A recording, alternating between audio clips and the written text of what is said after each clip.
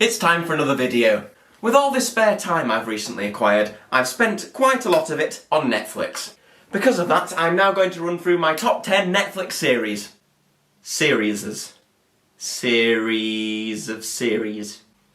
Series. While there's a lot of series on Netflix, I've cut it down by just doing the Netflix original series. Number 10. For the spot of number 10, I have picked The Society. The Society is the exact dream I had when I was 16. Not the one I was being chased by a giant squid, but the one where everyone who wasn't age 16 disappeared and it was me who was left in charge. But in this series, exactly what happens in my dream happens in each episode. You start off with a realisation that it's only you and your friends left on this planet. You skip the stage of worrying and go straight to a solid month of partying. Then we very quickly transition from partying to mass rioting. So what's really the lesson behind this series? The only one I could really take out of it is, knowledge isn't power. Power is power! Believe it or not, I am actually tensing, I just don't have much muscle. So while someone may be smart enough to convince people to ration food and conserve resources, it doesn't really mean anything if you come across someone who's slightly bigger than you and is a lot stronger. While being smart helps, I'd really like to see someone try and think their way out of a headlock. Number 9. The Umbrella Academy.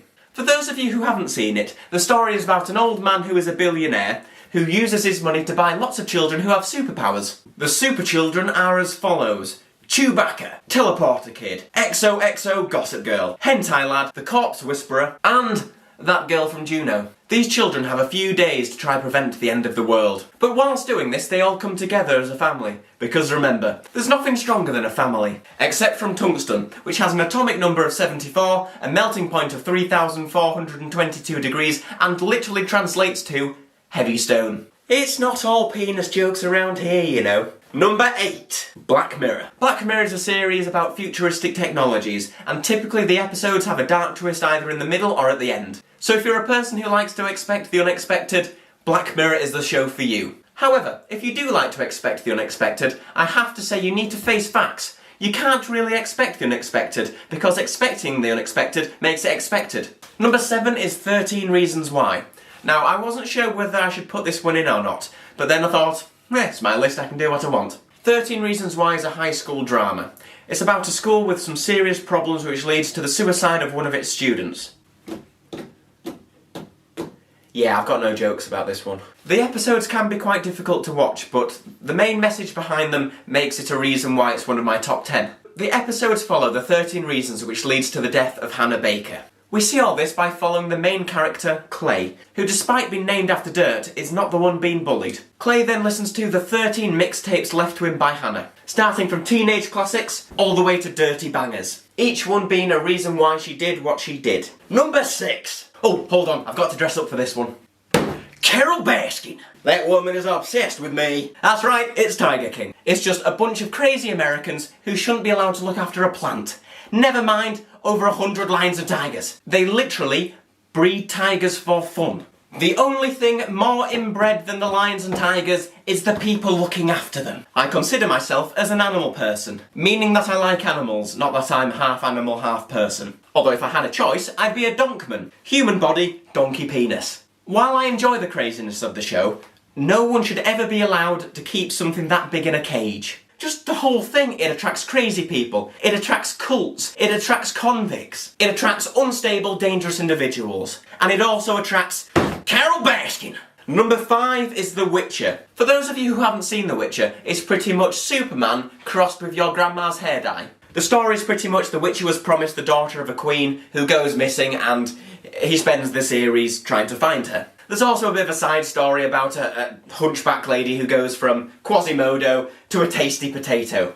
I couldn't think of anything that rhymed. What I'm trying to say is that she's attractive. In each episode you pretty much just see the Witcher going around slaying things. And believe me, he slays everything. He slays monsters. He slays people. He slays outfits. He slays women. However, he isn't much of a talkative fellow, so what he lacks in words, he makes up for in awkward silences. Number 4! That's 8. Number 4 is The Haunting of Hill House. This has to be one of the scariest TV shows I have ever seen. It's like Paranormal Activity, but it didn't suck. Okay, so just picture your house. Now picture every night there's somebody hovering over your bed. Now during the day, there's things watching you from the shadows, and then occasionally there'll be random things grabbing you in your sleep. It sounds a lot like when my uncle stays over. It's got jump scares. It's got psychological scares. It's got this. No. In the end, no. I don't even know what that is. I just know that I'm scared of it and also for some reason strangely attracted to it. I've got problems. Not only does it have the scares, but it has a great story, it has character developments, and it has things that I find worryingly attractive.